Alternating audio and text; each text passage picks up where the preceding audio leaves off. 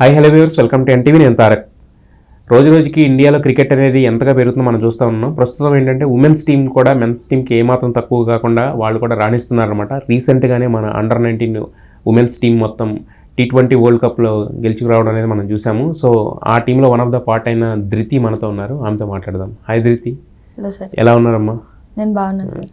Yeah, అయితే congratulations first of all. ఎందుకంటే cricket ఆడుతున్నప్పుడు ఏంటంటే అవకాశాలు రావడమే అరుదు. దాంట్లో మీకు అవకాశం వచ్చింది. దట్టు గెలిచిన టీం ఏదైతే ఉందో, మనం ఇప్పుడు వరల్డ్ ఛాంపియన్స్ T20 వరల్డ్ కప్లో అండర్-19 ఉమెన్స్లో. సో మరి ఆ టీంలో వన్ ఆఫ్ ద మెంబర్ కింద ఉన్నారు. బట్ అన్ఫార్చునేట్లీ ఏంటంటే ఆడే ఛాన్స్ రాలేదు. వన్ ఆఫ్ ద ఇది కింద ఉన్నారు కదా టీంలో. సో ఎలా అనిపించింది? ఆ గెలిచిన విన్నింగ్ మూమెంట్ ఎలా ఉంది? విన్నింగ్ మూమెంట్ని వర్డ్స్లో పెట్టలేము, ఎందుకంటే మన జెండా అలా గ్రౌండ్ చుట్టూ వేసుకొని ఉరుకుతుంటే అదొక వేరే ఫీలింగ్ ఉండే. బికాజ్ మాకు యాజ్ అ టీమ్ ఎప్పుడు ఇండియా టాప్లో ఉండాలనే ఉండే. So last time world cup కూడా, ఇనాగ్రల్ వరల్డ్ కప్ మేమే గెలిచాము. అండ్ మా హెడ్ కోచ్ మాకు ఒక పాయింట్ చెప్పారు ఫస్ట్ ప్రాక్టీస్ సెషన్లో మలేషియాలో. లాస్ట్ టైం ఏంటంటే షఫాలి వర్మ ఇంకా రిచా ఘోష్ ఉండే కాబట్టి గెలిచినామని అందరు అంటున్నారు. ఈసారి వాళ్ళు లేకుండా గెలిచి చూపిద్దాము, ఫస్ట్ టైం ఫ్లూక్ కాదు అని ప్రూవ్ చేద్దామని అన్నారు. సో మా మైండ్ లో జస్ట్ ఆడి డామినేట్ చేయాలని ఉండే ప్రతి టీంతో. అండ్ గెలిచినాక అది వేరే ఫీలింగ్ ఉండే. అయితే మీరు అంటే వచ్చిన 13 ఇయర్స్కే వచ్చినా కూడా ఆల్మోస్ట్ 5 ఇయర్స్లోనే ఇక్కడ వరకు రావడం అనేది చాలా గొప్ప విషయం కదా. బట్ అంటే మీరు ఆల్రెడీ ఇంతకుముందు జరిగిన మన ఏషియన్ కప్లో కూడా ఆడారు. మరి దీంట్లో రాకపోవడానికి రీజన్ ఏంటంటే మీకు అవకాశం రాకపోవడానికి? ప్లేయింగ్ 11 అనేది కోచెస్ చేతిలో ఉంటుంది, కాంబినేషన్స్ని బట్టి. వాళ్ళకి అందరికి ఛాన్స్ ఇవ్వాలని ఉంటుంది, కానీ టీం గెలవడం ముఖ్యం అన్నిటికంటే ఎక్కువ. ఎవరికి ఛాన్స్ వచ్చినా రాకపోయినా టీం గెలవాలి ఫస్ట్, ఇండియా కాబట్టి. వాళ్ళ కాంబినేషన్ డిసైడ్ చేస్తారు అవతల టీంని చూసి, ఆపోనెంట్స్ని చూసి. And maybe something better is waiting for me అని నా ఒపీనియన్ అది. Yes, well said. ఖచ్చితంగా మీరు అన్నట్టే ఒక మంచి ఆపర్చునిటీ. అసలు అంటే మీరు అన్నట్టు ఇక్కడ వరకు రావడం ఫస్ట్ కంట్రీ, దాని తర్వాత ఇది మీరు అన్నట్టు ఆ కాంబినేషన్స్ అవన్నీ హిట్ అయినాయి కాబట్టి ఈరోజు వరల్డ్ కప్ వచ్చింది కాబట్టి. సో నెక్స్ట్ మళ్ళీ డిఫెండింగ్ వరల్డ్ కప్ ఛాంపియన్ కింద మళ్ళీ వెళ్ళే అవకాశం ఉంది కాబట్టి ఖచ్చితంగా ఈసారి మీకు ఆడే అవకాశం రావాలని కూడా కోరుకుందాం. బట్ ఇది ఒకసారి పక్కన పెట్టేస్తే అంటే అసలు అంటే బేసిక్గా క్రికెటర్స్ అవ్వాలంటే ఒక 6 ఇయర్స్ 7 ఇయర్స్ 8 ఇయర్స్ నుంచి ఇలా జర్నీ మొదలు పెడతారు. కాబట్టి మీరు 13 ఇయర్స్ వచ్చే వరకు అసలు క్రికెట్ వైపు రాకపోవడానికి, తర్వాత క్రికెటే చూజ్ చేసుకోవడానికి రీజన్ ఏంటో? సో నేను చిన్నప్పటి నుంచి మా ఫాదర్ ని చూశాను క్రికెట్ ఆడడాము. ఎస్. సో సండే లీగ్స్ ఆడడానికి వెళ్తుండే, హెచ్సిఏ లీగ్స్. అండ్ చిన్న పిల్లలకి ఏముంటుంది, సండే రాగానే బయటకు వెళ్ళాలని ఉంటది. మా డాడీ మ్యాచ్ ఆడేసి వచ్చి అలసిపోతుండే, ఆయన తీసుకెళ్ళకపోతుండే కాబట్టి నాకు కోపం వస్తుండే క్రికెట్ మీద చాలా. ఏంటి నా దొరికిన ఒక్క రోజు కూడా తీసుకెళ్ళాడు బయటికి అని. కానీ దాని తర్వాత పెద్దగా అవుతున్న కొద్దీ నేను చాలా లావ్ అయిపోయిండే, ఏ స్పోర్ట్ లో లేకుండే కాబట్టి. సో నేను అలా క్రికెట్ కి కూడా ఒక ఛాన్స్ ఇద్దాం, ట్రై చేద్దాం అని చెప్పి క్రికెట్ కి ఛాన్స్ ఇద్దాం అనుకున్నా. అలా ట్రై చేశాను క్రికెట్ ఆడడము. అండ్ జస్ట్ ఫిట్నెస్ కోసం అని స్టార్ట్ చేశాను. కానీ ఫస్ట్ నా కోచ్ పెట్టిన ఎఫర్ట్స్కి నాకు ఇంకా గేమ్ మీద ఇంట్రెస్ట్ పెరిగింది. సో అలా ఆడుతూ నాకు గేమ్తో కనెక్షన్ ఎక్కువైపోయి ఇంకా నేను మా పేరెంట్స్తో డిస్కస్ చేశాను, ఇలా నాకు క్రికెట్ని కెరియర్లకు పర్సూ చేయాలని ఉంది అని. అండ్ వాళ్ళు కూడా ఏ రోజు వెనకడికి వేయలేదు, ఎప్పుడు సపోర్ట్ చేశారు నాకు. ఎందుకంటే మీ డాడీ ఆల్రెడీ క్రికెటర్ కాబట్టి దాంట్లో లోతుపాతులని తెలుసు కాబట్టి. బట్ అయితే మరి చదువు ఇది రెండు సైమల్టేనియస్గా బ్యాలెన్స్ చేస్తున్నారు, ఇంకా చదువు ఇంకా పూర్తిగా పక్కన పెట్టేసినట్టేనా? లేదు సార్, నేను BBA సెకండ్ ఇయర్లో ఉన్నా. BBAలో చదువు మా పేరెంట్స్ నాకు ఫస్ట్ నుంచి ఏం చెప్పినారంటే, క్రికెట్ నువ్వు ఎంత ఆడినా ఎంత ఆడకపోయినా కానీ వాళ్ళు మార్క్స్ అని ఎప్పుడు ఎంఫసైజ్ చేయలేదు, కానీ యూనో నాలెడ్జ్ ఉండాలి ఏదన్నా కానీ. Because at the end of the day రెండింటిని బ్యాలెన్స్ చేస్తూ వెళ్ళాలని చెప్పినారు. నాకేరో స్ట్రెస్ చేయలేదు ఇంత పర్సెంటేజ్ తెచ్చుకోవాలని, కానీ బేసిక్ నాలెడ్జ్ ఉండాలి, ప్రాపర్ గా చదువుకొని ఉండాలి. మరి అది ఎప్పుడైనా ప్రెజర్ అనిపించిందా ఒక పక్కన క్రికెట్ ఆడి? ఎందుకంటే క్రికెట్ అనేది స్ట్రెయిన్ఫుల్ గేమ్, మొత్తం బాడీ అంతా స్ట్రెయిన్ అవుతుంది. తర్వాత చదువు అనేది ఏంటంటే మళ్ళీ మైండ్కి సంబంధించింది కదా. ఎప్పుడన్నా అనిపించిందా స్ట్రెస్ అనేది? స్ట్రెస్ అనేది కొన్నిసార్లు అనిపిస్తుంది, ఎందుకంటే ఆ టైం అంతా అక్కడ ఒక దగ్గర కూర్చొని ఉండడం అవ్వదు. అంతసేపు ఆడుతూ అటు ఇటు ఉరకడం చేయడం చేసినాక ఒక దగ్గర కూర్చొని ఉండాలంటే చాలా కష్టం అవుతుంది. కానీ ఇంకా ఎగ్జామ్స్ ముందు నేను క్రికెట్ నుంచి కొంచెం బ్రేక్ తీసుకొని 1 వీక్ అలా చదువుకుంటాను ప్రాపర్గా. ఓకే. సో అంటే మేనేజ్ అయిపోతుంది. అంటే ఇక్కడ అంటే డిస్టింక్షన్ కొట్టినట్టే ఆల్రెడీ, అందుకని టీంలోకి వచ్చారు. మరి అక్కడ ఎలా ఉంటుంది మార్క్స్ విషయంలో కూడా? మార్క్స్ విషయంలో ఇప్పుడు నాకు 2 ఇంటర్ మార్క్స్ చెప్తే 1000 నుంచి 750 వచ్చాయి. నేను కామర్స్ చేశాను. ఓకే. అండ్ ఇప్పుడు బీబీఏలో కూడా ఫస్ట్ సెమ్లో నా అన్ని సబ్జెక్ట్స్ అన్నిట్లో ఆల్మోస్ట్ A+ వచ్చాయి. A+. సో చదువులోనూ తిరగలేదు, క్రికెట్లోనూ తిరగలేదు అనమాట. రెండిట్లో కూడా రాణిస్తున్నారు మొత్తానికి. సో అయితే అసలు అంటే బేసిక్గా ఈ 5 ఇయర్స్లో మామూలుగా అసలు జస్ట్ క్రికెట్ ఆడడం స్టార్ట్ చేసి 5 ఇయర్స్లో ఈ రేంజ్కి రావడం అనేది అది చిన్న విషయం కాదు. ఇప్పుడు మనం క్రికెట్ టీంలో ఉన్న వాళ్ళందరూ చూస్తే అండర్ 19 ఉన్న వాళ్ళు కూడా ఇప్పుడు చిన్నప్పటి నుంచి ఆడి వచ్చిన వాళ్ళు అందరూ కదా. సో మరి దీనికి ఎఫర్ట్స్ మీ తరపున ఎలాంటి ఎఫర్ట్స్ పెట్టారు? మీ కోచింగ్ ఎలా సాగేది? So I would give all the credits to my parents and my coaches. ఎందుకంటే వాళ్ళు నాకు చాలా సపోర్ట్ చేశారు, చాలా అంటే చాలా. బికాజ్ ఫస్ట్ నాకు బ్యాట్ పట్టుకుంటే బాల్ కూడా కనెక్ట్ అయ్యేది కాదు, ఆర్ బౌలింగ్ వేయడానికి వెళ్తే అటు ఇటు నెట్లకు తగలడం అవి ఇవి అయ్యేది. బట్ నా కోచ్ నా వెనక చాలా పేషెన్స్తో పాటు డీల్ చేసి ఆయన రోజు అందరికంటే ముందు వచ్చేవాడు నాకు ప్రాక్టీస్ చేయించడానికి. అండ్ ఆయన నా మీద పెట్టిన belief has brought me here and my parents as well. ఏ రోజు మ్యాచ్లో కొంచెం లో అయినా ఏమైనా కానీ ఏ రోజు నన్ను అడగలేదు ఏం చేసినావు, ఇట్లా ఎందుకు ఆడావు. ఎందుకంటే నాకు కొంతమంది ప్లేయర్స్ తెలుసు, వాళ్ళ పేరెంట్స్ అడుగుతారు. మా పేరెంట్స్ ఇద్దరు ఏ రోజు నన్ను అడగలేదు ఏంది ఇలా ఆడినావు నువ్వు అని. అంటే ఎంకరేజ్మెంటే ఉండేది. అవును, ఎప్పుడు ఎంకరేజ్మెంట్ ఉండేది. అండ్ లాస్ట్ 3 years నుంచి నేను రామానాయుడు క్రికెట్ అకాడమీలో ట్రైన్ చేస్తున్నాను, చాముండి సార్ కింద. ఆయన కూడా నాకు చాలా సపోర్ట్ చేస్తారు. ఏ రోజు పర్ఫార్మెన్స్ లో అయినా కానీ ఆయన ఏ రోజు నన్ను ఇలా క్వశ్చన్ చేయలేదు ఎందుకు ఇవాళ రాలేదు అని. ప్రతిసారి ఆయన జస్ట్ నాకు అర్థం చేయించి నెక్స్ట్ మ్యాచ్ బెటర్ ఎట్లా చేయాలో అదే చెప్తారు. ఎస్. అయితే యాక్చువల్గా బేసిక్గా క్రికెట్ అనగానే ఏంటంటే ప్రతి ఒక్కళ్ళకే ఫస్ట్ బ్యాటింగ్ మీదే ఉంటుంది. బౌలింగ్ అనగానే కొంచెం ఆలోచిస్తారు, ఎందుకంటే ఫిట్నెస్ దగ్గర నుంచి చాలా ఫామ్ దగ్గర నుంచి చాలా ఉంటాయి కాబట్టి. అందులో ఈ T20 క్రికెట్ వచ్చిన తర్వాత బౌలింగ్ అనేది బాగా అంటే ఎంత బెటర్ బౌలింగ్ చేసినా బ్యాటర్లకే కానీ బౌలింగ్ అంత ఉంటుంది కదా. మరి మీరు బౌలింగ్ సైడ్ వెళ్ళడానికి బౌలింగ్ అంటే బ్యాటింగ్ ఆల్రౌండర్లు ఉంటారు జనరల్గా, మీరు బౌలింగ్ ఆల్రౌండర్ కింద మారడానికి బౌలింగ్ ఎంచుకోవడానికి రీజన్ ఏంటి? సో ఫస్ట్ నేను క్రికెట్ బ్యాటర్ లానే స్టార్ట్ చేశాను. నాకు కూడా బౌలింగ్ పెద్ద ఐడియా లేకుండే. అప్పుడో కొంచెం బౌలింగ్ వేసేదాన్ని. కానీ ఒక టోర్నమెంట్లో ఇలా లోకల్ టోర్నమెంట్లో నేను బౌలింగ్ వేసి అక్కడ మా టీమ్ బౌలర్స్ ఎవరు వర్క్ చేయకుండా నా బౌలింగ్ పడి నాకు రన్స్ కంటైన్ చేశాను కాబట్టి అక్కడ నుంచి మా కోచ్ కొంచెం బౌలింగ్ సైడ్ ఎక్కువ పుష్ చేశారు నన్ను. సింగిల్ వికెట్ వేయడము, నెట్స్ లో ఎక్కువసేపు బ్యాటింగ్ కొంచెం తగ్గించి బౌలింగ్ ఎక్కువ చేయడం, అలా కంటిన్యూ చేసి అలా బౌలర్ కిందకి మారిపోయాను. మీకు సాటిస్ఫాక్షన్ ఉందా అంటే బౌలింగ్ ఆల్రౌండర్ కింద ఉన్నందుకు? ఫస్ట్ నాకు కొంచెం డైజెస్ట్ కాలేదు, ఎందుకంటే బ్యాటింగ్ వెనుక చాలా ఎఫర్ట్ పెట్టాను నేను. బౌలర్ అనగానే నాకు ఇలా చిన్న చూపు చూసినట్టు అనిపించేది. బట్ మెల్లమెల్లగా నాకు కూడా అర్థమైంది ఇది నా స్ట్రెంగ్త్, దీని మీద వర్క్ చేస్తే నాకు రిజల్ట్ ఎక్కువ వస్తుంది. ఎస్. అంటే ఫాస్ట్ బౌలర్ అనేసరికి ఏంటంటే హైట్ కూడా కొంచెం మ్యాటర్ అవుతుంది. బట్ మీరు చూస్తే అంటే పర్ఫెక్ట్ హైట్ ఉన్నారు కానీ అంటే కొంచెం హైట్ అనేది మ్యాటర్ అవుతుంది. అంటే 6+ ఇలా ఉన్న వాళ్ళకి బాగా పడుతుంది అనేది ఒకటి ఉంటుంది కదా. సో మరి మీకు అలాంటి ఇబ్బందులు ఏమి రాలేదా మీకు బౌలింగ్ ఎంచుకునేటప్పుడు కానీ? స్పిన్నర్ యాక్చువల్గా హైట్ అనేది కొంచెం రోల్ ప్లే చేస్తుంది రిలీజ్ పాయింట్ అవన్నిటికి, కానీ స్పిన్నర్స్ కి పెద్ద హైట్ తో పని లేదు. బికాజ్ స్పిన్నర్స్ మెయిన్ టాక్టికల్ గా బౌలింగ్ వేస్తారు, వాళ్ళు ఎక్కడ పెట్టాలి బ్యాటర్స్ ని రీడ్ చేసి బౌలింగ్ వేస్తాం, స్పిన్నర్స్ మెయిన్లీ. మరి మీకు ఎవరు రోల్ మోడల్ ఎవరు ఇప్పుడు బౌలింగ్ ఆల్రౌండర్ ఉన్న మీకు? బౌలింగ్ లో అయితే నాకు నేథన్ లయన్ చాలా ఇష్టం. నేథన్ లయన్ కన్వెన్షనల్ బౌలర్ చాలా.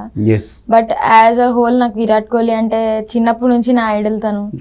క్రికెట్ ఆడక ముందు నుంచి కూడా తనని చూస్తే ఇలా జస్ట్ ఇలా స్టార్ స్ట్రక్ అయిపోయిన ఫీలింగ్ ఉంటుంది. ఎందుకలా అంటే ఆయన ఆడే విధానమా లేకపోతే ఏంటి? తను చాలా ఫిట్ లేకుండే తను, బట్ తను ఒక రియలైజేషన్ తెచ్చుకున్నాడు. అండ్ ఏ రోజు కూడా తను వెనకబడలేదు కష్టం నుంచి అని నాకు అనిపించింది. లైక్ మీకు తెలిసిందేమో కానీ వాళ్ళ ఫాదర్ చనిపోయినాక కూడా నెక్స్ట్ డే రంజీ మ్యాచ్ వెళ్ళి 97 కొట్టాడు. That is a quality that only great players have. Because father demise అనేది చాలా పెద్ద విషయం అది. అయినా తన పట్టుదల that is something different. And అయితే మీరు ఇప్పుడు వరల్డ్ కప్ లో అవకాశం రాకపోయినా మీకు దానికి ముందు జరిగిన ఏషియన్ కప్ లో ఆడారు కదా, ఏషియా కప్ లో. సో మరి ఏషియా కప్ లో ఆల్రెడీ 2 మ్యాచెస్ ఆడారు, ఒక దాంట్లో వికెట్ కూడా తీశారు ఆల్రెడీ. మీ అంటే ఇంటర్నేషనల్ డెబ్యూ వికెట్ కూడా వచ్చేసింది కదా. సో ఆ 2 మ్యాచ్లు ఆడినప్పుడు ఫీలింగ్ ఏంటి, ఎలా అనిపించింది? సో ఇండియాకి ఆడడం అనేది ఎవరికైనా ఒక డ్రీమ్ లాగా ఉంటుంది. అచీవ్మెంట్. ఆ బట్టలు వేసుకున్నాక నేషనల్ యాంథమ్ పాడేటప్పుడు ఆ ఫీలింగే వేరే అసలు. గూస్ బంప్స్ వచ్చేస్తాయి మొత్తము. బట్ ఏదైనా కానీ నాకు ఆ నర్వస్నెస్ లేకుండే, నేను ఇండియాకి డెబ్యూ చేస్తున్నా, మ్యాచ్ ఆడుతున్నా అని. జస్ట్ అనదర్ మ్యాచ్, ఇన్ని రోజులు కష్టపడ్డదానికి కొంచెం ఫలితం వస్తుందని నేను జస్ట్ నా మొత్తం ఇంటెంట్ పెట్టి ఆడాలని అనుకున్నాను. అంటే ఆ 2 మ్యాచ్లు ఆడిన తర్వాత ఫస్ట్ వికెట్ వచ్చిన తర్వాత అది ఇంకా నెక్స్ట్ లెవెల్ ఫీలింగ్ కదా. సో ఎలా సెలబ్రేట్ చేసుకున్నారు మరి? గ్రౌండ్ లో టీం అంతా ఒక దగ్గరకు వచ్చేసిండే ఫస్ట్ వికెట్ వచ్చినాక శ్రీలంక మీద. And that will always be a special one. Yes, మీరు అంటే ఇక్కడ ఆడారు, అంటే డొమెస్టిక్ మ్యాచెస్ ఆడారు, ఇంటర్నేషనల్ మ్యాచెస్ ఆడారు కదా. అంటే ఛాలెంజెస్ ఇప్పుడు అక్కడ ఉండే కండిషన్స్ కానీ అవన్నీ కూడా వేరుగా ఉంటాయి కదా. మరి ఛాలెంజింగ్ ఏమైనా అనిపిస్తుందా, లేదంటే ఎలా అంటే ముందెళ్ళి ప్రాక్టీస్ చేసుకుంటే ఎలా మేనేజ్ చేస్తారు అక్కడ ఇక్కడికి ఉన్న డిఫరెన్సెస్? అంటే ఒక ఓవర్ ద పీరియడ్ ఏంటంటే మీకు ఎక్స్పీరియన్స్ వచ్చిన తర్వాత that is the different thing. ఇప్పుడే స్టార్టింగ్ స్టేజ్ కాబట్టి ఎలా మేనేజ్ చేసుకుంటారు అక్కడ ఇక్కడికి ఉన్న ఇది? డొమెస్టిక్ క్రికెట్ లో అంత బ్యాక్గ్రౌండ్ వర్క్ కొంచెం తక్కువ ఉంటుంది. లైక్ ఆపోనెంట్ టీమ్ ని అనలైజ్ చేస్తారు. బట్ ఇంటర్నేషనల్ లో ఎలా అంటే చాలా రీసెర్చ్ చేస్తారు, డేటా ఎక్కువ ఉంటుంది, వాళ్ళ వీడియోస్ కానివ్వండి. అండ్ కోచెస్ కూడా బెస్ట్ ఉంటారు బికాజ్ ఇంటర్నేషనల్ టీమ్ కాబట్టి. అండ్ ఫెసిలిటీస్ కూడా డొమెస్టిక్ అంటే చాలా బెటర్ ఉంటాయి. యూనో ప్రాక్టీస్ సెషన్స్ కానివ్వండి, ఏదన్నా ప్రతిదీ బెస్ట్ ఆఫ్ ద బెస్ట్ ఉంటుంది. డొమెస్టిక్ లో కూడా యూనో ఎంతో కొంత ఉంటుంది, but obviously we can't compare international and domestic. అదే బట్ కాకపోతే అనేది గ్రౌండ్ కండిషన్స్, ఆడే కండిషన్స్ కూడా డిఫరెంట్గా ఉంటాయి కదా. ఇక్కడ ఉండే పిచెస్ అన్ని కూడా ఒక రకమైన సాయిల్, అది డిఫరెంట్ సాయిల్ మారుతూ ఉంటారు కదా పిచ్ కండిషన్స్. దానికి అడాప్ట్ చేసుకోవడానికి ఎలా అంటున్నారు? సో మేము ఛాలెంజింగ్ కదా అది ఖచ్చితంగా. డొమెస్టిక్ లో కూడా వికెట్స్ అండ్ గ్రౌండ్స్ అన్ని బెస్ట్ ఉంటాయి. BCCI is offering the best even for women. And international వచ్చేసరికి పిచ్ కండిషన్స్ అవన్నీ మేము అనలైజ్ చేయడానికి కొంచెం ముందు వెళ్తాం టూర్ కంటే. లైక్ 4-5 days ముందెళ్ళి అక్కడ ఒక 3-4 ప్రాక్టీస్ సెషన్స్ చేస్తాం అడాప్ట్ అవ్వడానికి. అండ్ అది కాకుండా అక్కడ ఎలా వికెట్స్ ఉంటాయో మేము ఇక్కడ ఇండియాలోనే అలాంటి వికెట్స్ తయారు చేపిస్తారు, బెంగళూరులో కానివ్వండి, లేకపోతే మమ్మల్ని ఎక్కడ పెడితే అక్కడ. ఆ కండిషన్స్ లో మేము ఎలా అడాప్ట్ అవ్వాలనేది మాకు ముందు నుంచే ప్రాక్టీస్ చేపిస్తారు. మరి NCAలో your train under VVS Laxman కదా. సో ఎలా అనిపిస్తుంది, ఆయనతో మీకు స్పెషల్ బాండింగ్ ఉన్నట్టుంది? తనకి నేను అంటే ఈ టూర్ లో వరల్డ్ కప్ లో ఇంకా దానికంటే ముందు నుంచి సార్ కి నేను పర్సనల్ గా తెలుసు. బికాజ్ ఆయన కొన్ని ట్రైనింగ్ సెషన్స్ వచ్చి చూసారు మేము చేసేటప్పుడు. తను చాలా కామ్ అండ్ కంపోజ్డ్ పర్సన్. అంటే ఇలా చూస్తేనే అర్థమవుతుంది ఎంత కామ్ అవుతాను అనేసి. బట్ మీకు తెలుసు కదా పర్సనల్ గా అయినా కూడా ఏమన్నా సజెషన్స్ ఇవ్వడం అలాంటివి ఉంటాయి? సజెషన్స్ ఇప్పుడు టీమ్ తో ఉన్నప్పుడు ఒక్కొక్కరికి పర్సనల్ గా ఇవ్వలేరు తను, ఎందుకంటే అది బయాస్ చేసినట్టు ఉంటుంది. బట్ టీమ్ అందరికి కలిసి తన చాలా వాల్యుబుల్ ఇన్పుట్స్ ఇస్తారు. అండ్ ఒకటే మాట అన్నారు ఏంటంటే, this world cup is not our final destination. ఇది ఒక లాంగ్ జర్నీకి స్టార్ట్ వరల్డ్ కప్. మీకు జస్ట్ మీరు ఏ రోజన్నా కానీ జస్ట్ మొత్తం ఎఫర్ట్ పెట్టి every day you have to get 1% better than yesterday అని అన్నారు. ఓకే, అంటే ఇప్పుడు మీకు NCAలో స్ట్రిక్ట్గా ఉంటుందా, లేదంటే కొంచెం జోవియల్గానే ఉంటుందా? ఎలా ఉంటుంది మీకు ట్రైనింగ్? అండ్ లక్ష్మణ్ గారితో ఎలా ఉంటుంది యాక్చువల్గా? సెషన్స్ అయ్యేటప్పుడు as players only we'll focus on the session. కానీ సెషన్ అయిపోయినాక ఫుల్ చిల్ ఉంటారు అందరూ, సపోర్ట్ స్టాఫ్ నుంచి అందరు. చాలా సెషన్ అయిపోయినాక మొత్తం ఫన్ ఉంటుంది.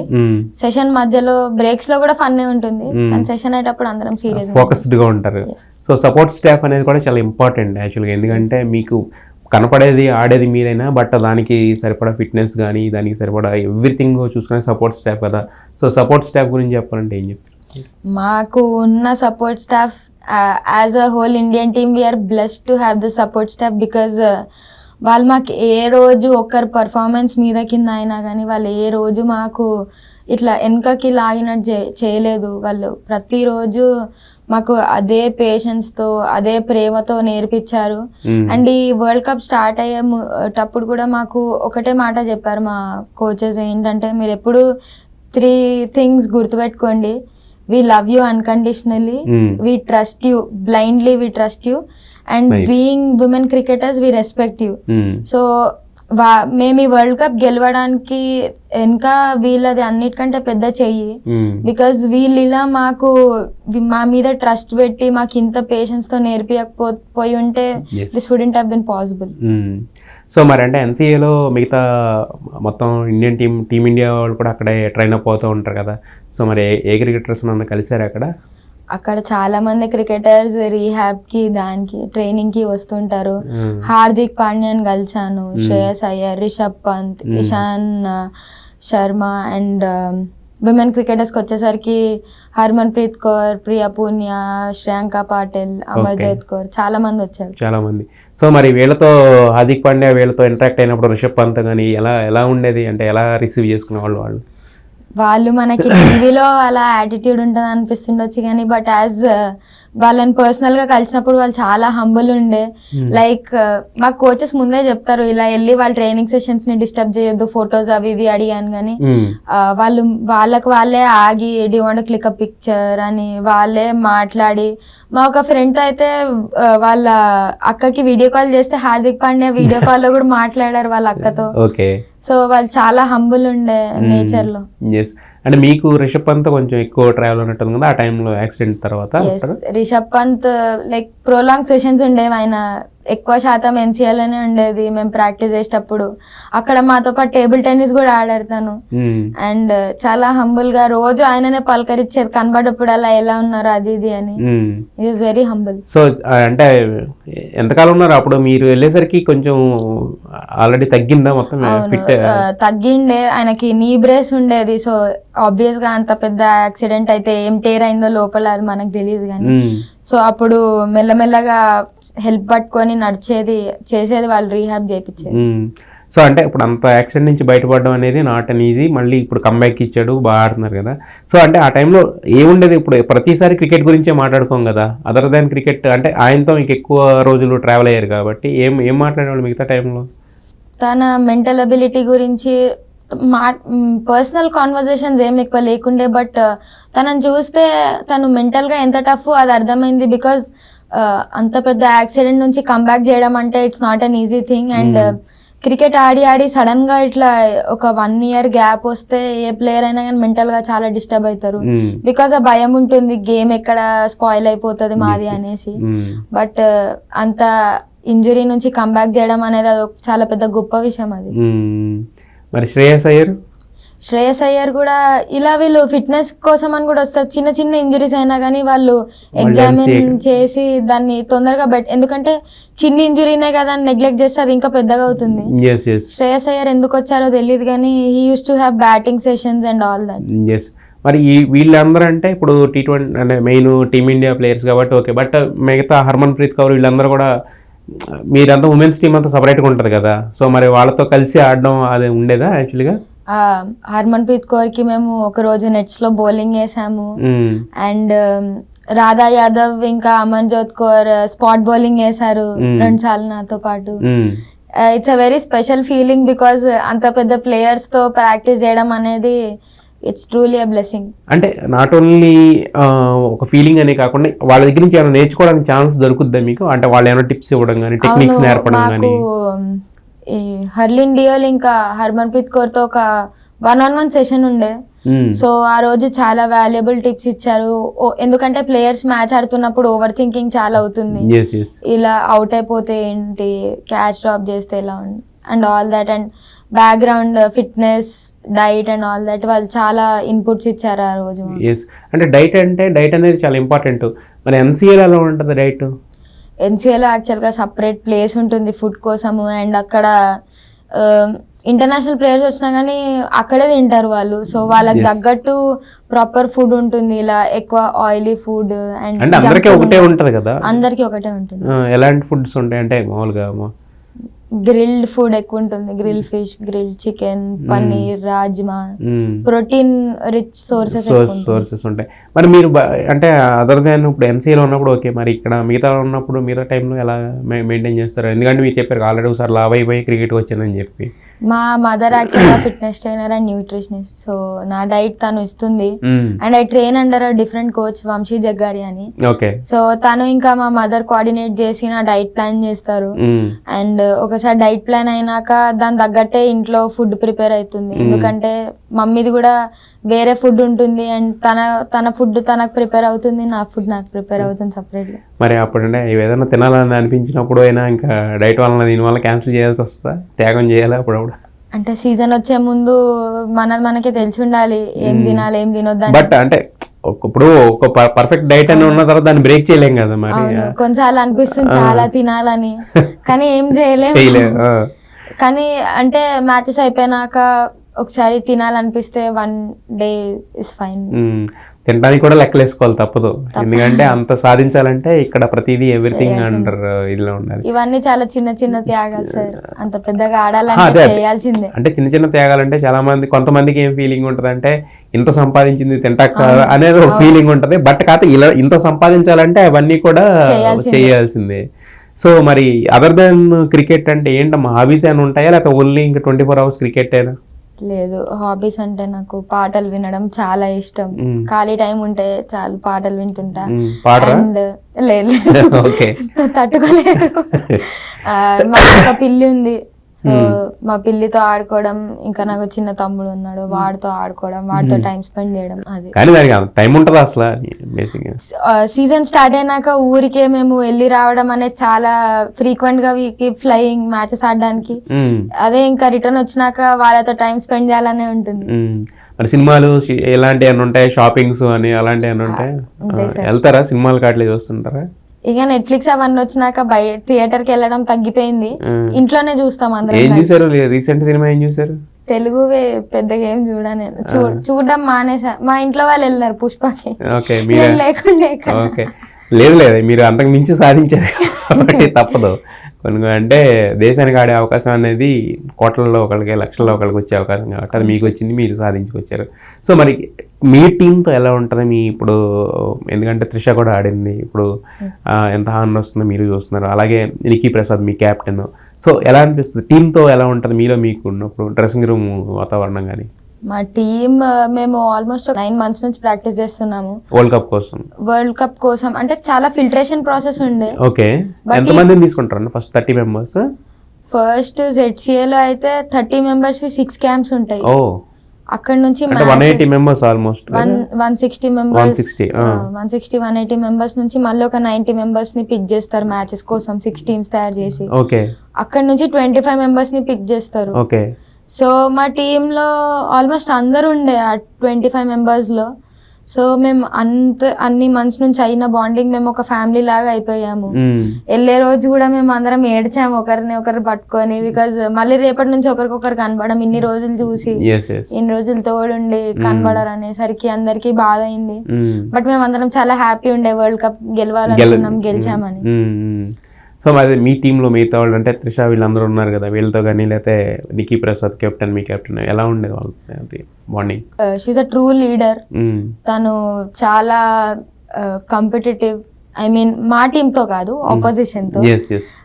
షీఈ్ యునో అందరికి చాలా బాగా కంఫర్ట్ చేస్తుంది. తను ఎవరైనా కొంచెం లో కనబడితే తనకు తానే వెళ్ళి వాళ్ళతో మాట్లాడడం కానివ్వండి. త్రిష కూడా ఎవరైనా కొంచెం లోగా కనబడితే తను వెళ్ళి వాళ్ళని కన్సోల్ చేయడం, వాళ్ళకి అర్థం చెప్పడం, బికాస్ వాళ్ళకి చాలా ఎక్స్పీరియన్స్ ఉంది. సీనియర్ కదా, మీకన్నా ఒక 2 years 3 years సీనియర్స్ వాళ్ళు.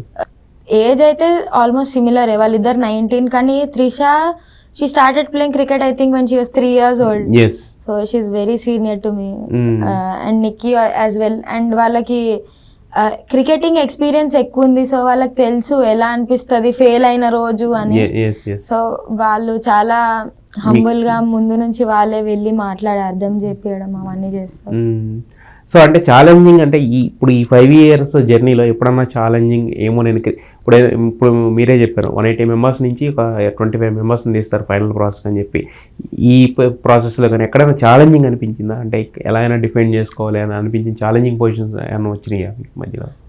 ఛాలెంజెస్ అనేది ప్రతి స్పోర్ట్స్మెన్కి వస్తాయి, బికాజ్ మన చాలా పెద్ద దేశం, మనలో చాలా ఆల్మోస్ట్ చాలా మంది క్రికెట్ ఆడతారు. Cricket is a very popular sport in our country. So challenges అనేది ప్రతి కాంపిటీషన్ ఫేజ్లో మనం ఫేస్ చేస్తాము. బికాజ్ స్టేట్ టీంలో ఆడుతున్నప్పుడు ఏముంటుందంటే మనం యూనో బెస్ట్ ఉండాలి అనేసి, లేకపోతే మనం సెలెక్ట్ అవ్వం. That is the thing. So challenging అదే అనిపిస్తుంది, లైక్ పర్ఫార్మెన్స్, కన్సిస్టెంట్ పర్ఫార్మెన్స్ ఉండాలి, లేకపోతే 2 days హైలైట్ అయ్యి 3rd day నుంచి హైలైట్ అవ్వకపోతే తీసుకోరు.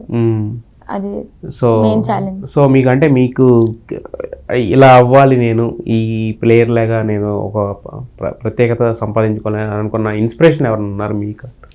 నేను చెప్పినట్టు విరాట్ కోహ్లీ అండ్ ఉమెన్స్లో ఎలిస్ పెరీ అని ఉన్నారు, Australian player. Yes, Perry last WPL లో కూడా.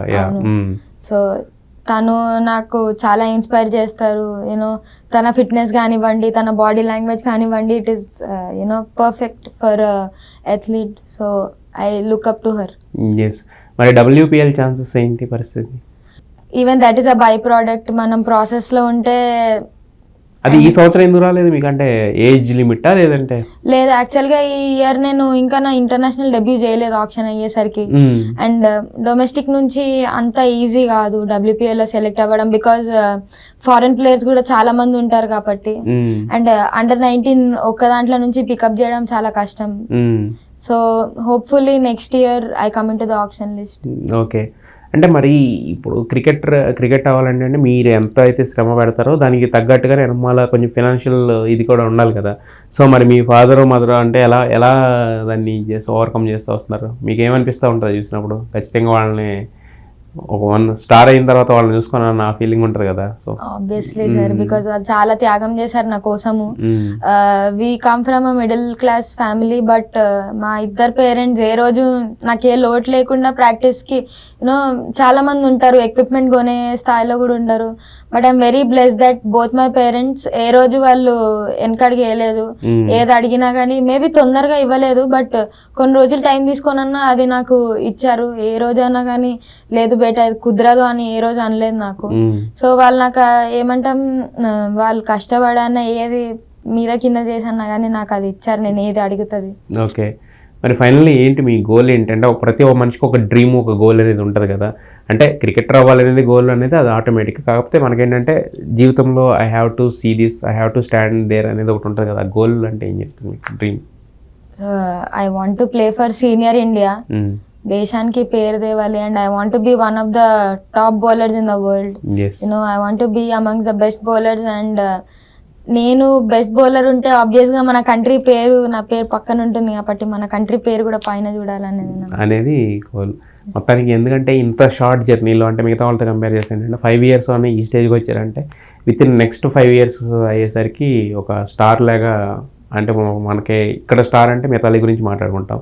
సో అలా ఉండాలని చెప్పి ఇప్పుడు వస్తున్న అంటే మన హైదరాబాద్ నుంచి వస్తున్న ప్లేయర్స్ అందరూ కూడా, తెలుగు ప్లేయర్స్ అందరూ కూడా ఏంటంటే బాగా విపరీతంగా ఇప్పుడు మన నితీష్ కుమార్ రెడ్డి కానీ వీళ్ళందరూ కూడా ఎలా అయితే అవకాశాలు వస్తున్నాయి, వచ్చిన దాన్ని మీరు అలాగే అంత యూటిలైజ్ చేసుకుంటున్నారు, అలాగే దానికి తగ్గ పేరు కూడా వస్తుంది. కాబట్టి ఖచ్చితంగా ఇప్పుడు అంటే ఈ వరల్డ్ కప్ వరకు త్రిష పేరు అయితే మారుమోగింది, ఎందుకంటే ఆడే అవకాశం వచ్చింది. మీకు ఇంకా ఆడే అవకాశం రాలేదు కాబట్టి సో కమింగ్ ఫ్యూచర్లో మంచి అవకాశాలు రావాలని చెప్పి, సో మీ పేరు కూడా ద్వితీయంగానే ఒక సూపర్ స్టార్ లాగా ఉండాలని చెప్పి మనస్ఫూర్తిగా కోరుకుంటున్నాం. Wish you all the best. Thank you so much. Yeah.